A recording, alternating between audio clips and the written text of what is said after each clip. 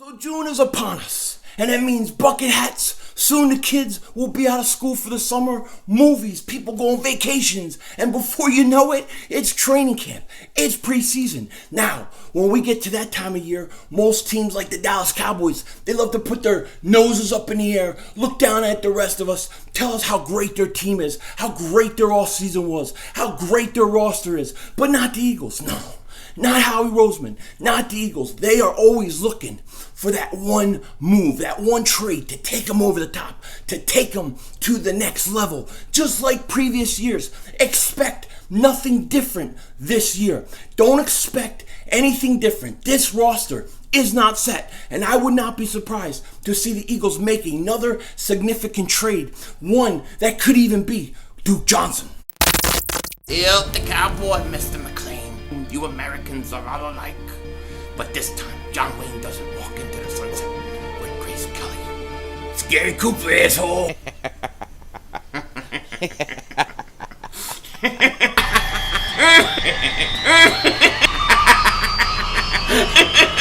Oh, Diva! Oh, shit! Oh, shit! That was crazy! Happy trails, Hans. Dallas still stinks. You're my Luke back here, and I hope everybody's having a great day. June is upon us, and when we usually get to June, I start getting antsy for football. And I gotta tell you, this year I'm very, very antsy for football. I'm busting. I'm telling you, I'm busting for some football. And you know what? Training camp, preseason, will get here soon enough. And in this video, I want to talk about ways in which the Eagles can improve the roster. I want to throw in a little trade speculation, mix it up with a little Eagles history, and throw in some current front office events, okay? When we usually get to training camp and preseason, most teams love to tell you how great they are.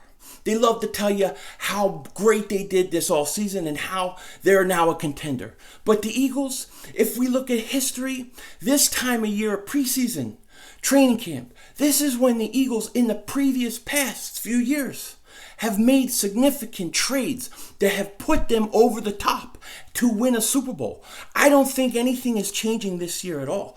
I think the Eagles will do the same thing that they did in previous years because I see a certain pattern emerging this whole off season, and I think it's going to continue right until training camp. Now you may be saying, yo, King Dingbat, teams don't trade during preseason. They don't make big moves during preseason, and you're right. Most teams don't, but most teams ain't the Philadelphia Eagles. The Eagles do, okay? The Eagles have done it, and they will do it again, okay? Think, September 4th, 2016, the Eagles trade Sam Stinkford, their starting quarterback. This is unheard of.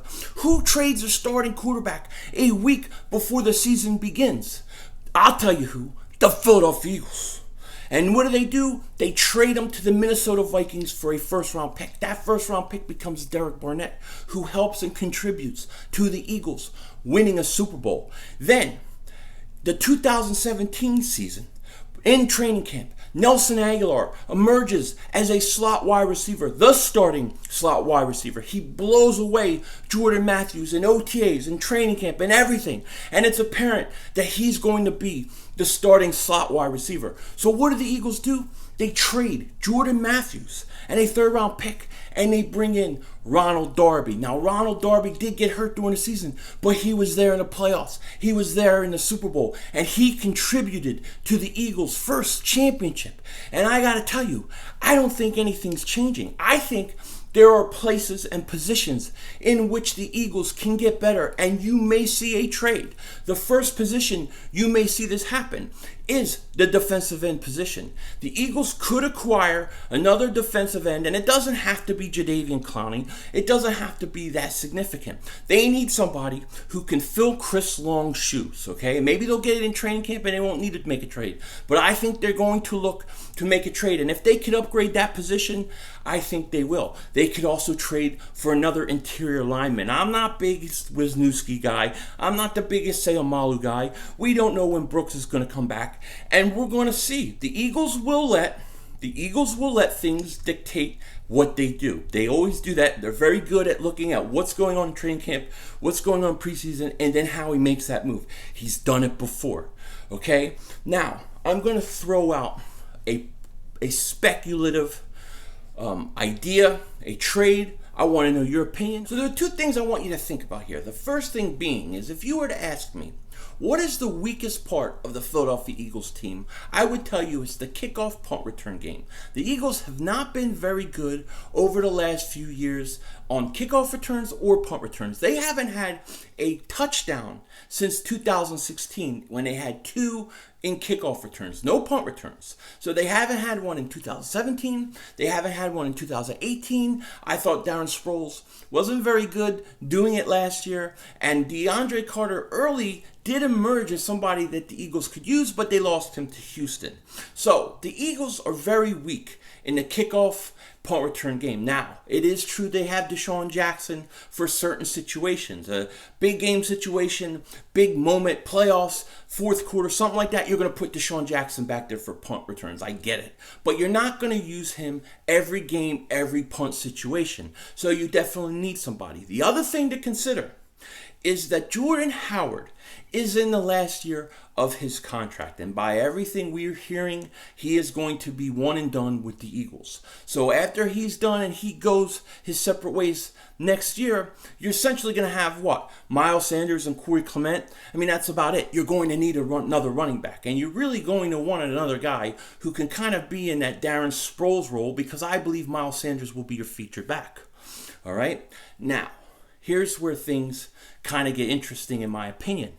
In Cleveland, we know they have abundance of running backs. And we know that Duke Johnson is not happy. He wants a trade. He has been missing out on all his OTAs. And yes, Cleveland talks about having him back, and they'll get him back, and they're looking forward to having him when training camp starts and all those things.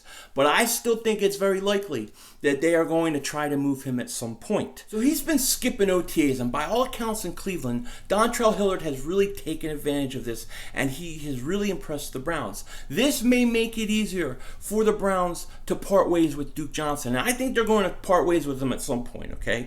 Now, where the Eagles fit in and how this helps the Eagles is a few ways. First thing, like I said, Jordan Howard is in the last year of his contract. Duke Johnson is signed through 2021, and you're going to need a number 2 running back for Miles Sanders after this year, because like I said, I don't think Howard's coming back. So this would do it, and he's like $4.5 million cap hit this year, and that's the highest it's going to go. So he's not going to affect your cap. He's a legitimate number 2 running back. He can really be that guy in that Darren Sproles role that we're missing. The second area is he can do kickoff and punt returns. He's done it before. He's done it in college. He's done it in the pros. And he does it good. This gives you a guy that could do it week in and week out. And if the Eagles don't want him to do it, they could even let Miles Sanders do it. Okay? Because Miles Sanders with Duke Johnson here the first year, it will take pressure off of him. Now, I think Miles Sanders is good enough that eventually he will be the number 1 back, and I think it will happen this year, whether we get Duke Johnson or not. But I think Duke Johnson could come in and fit in right away with this Eagles team. So essentially, by acquiring Duke Johnson, you were solving 2 problems. One, the long-term running back position, number 2 running back position for the next few years, taken care of. You got Miles Sanders, a second-round pick with a second-round contract, and you got Duke Johnson, who's never going to be making over $5 million a year in cap hit for the Eagles, and he signed through 2021. You also get a guy who does the punt returns, kick returns. So that game is going to change for the Eagles. All of a sudden, the kickoff returns, punt returns becomes a strength, and you can still use DeSean Jackson when you need to. So I really think this is an area which people would not expect the Eagles to do, but they could do it anyways because it's going to take care of a few things. Yes, it would be a crowded backfield. You probably wouldn't see Wendell Smallwood would make this team, because I think it would wind up being Jordan Howard, Duke Johnson, Miles Sanders, Corey Clement, and I don't know if they keep any other backs besides that. But you would be so much improved in your return game, in your kickoff return game, and you have insurance. If Jordan Howard leaves next year, you have somebody else that could complement Miles Sanders. I think this is a sneaky good move that the Eagles should do. Now, we know Joe Douglas is most likely taking that Jets job, and I hate to say it. I wish he wasn't, but it's looking more and more like it's going to happen. He's having dinner with them. He's meeting with them tomorrow, and I think they're going to give him full control, and he's going to take it. Well, what are the Eagles going to do? The Eagles, they're going to most likely promote Andrew Berry, a very smart, very up-and-coming GM type guy who's the vice president of player operations for the Eagles. He came over from the Cleveland Browns. He knows Duke Johnson, and this guy, from everything I'm reading him, he is got a lot of talent, a good eye, and he's a real up-and-coming GM type guy that the Eagles have, and they'll be able to basically let him grow with the organization. I love it. But he has a connection to Duke Johnson. He knows Duke Johnson. And I really think that there's an outside chance that this could happen at some point. This is something to keep your eye out. Now, there's no reports linking Duke Johnson currently to the Eagles. There were reports the Eagles were interested in him before, but there's nothing now. But I still think this is a move that the Eagles could make and probably should make, because it would do two things. It would help your running back situation long term, and it would help your kickoff punt return game immediately. And I think that this is something sneaky, something to keep your eye on, because we know the Eagles, they like to make moves during training camp and preseason. And I'm going to definitely keep my eye on this, because I would not be shocked if this happens. And whether it happens or not, I expect the Eagles to make a trade or do something during preseason or training camp, because that's just the nature of what they do. They've won a championship doing it before. I think they'll do it again. And hey, I'm just throwing this out there for you guys. I want to hear your opinion. Put it in the description and let me know what you think. With that said, take care. Talk to you later. And don't be a dingbat.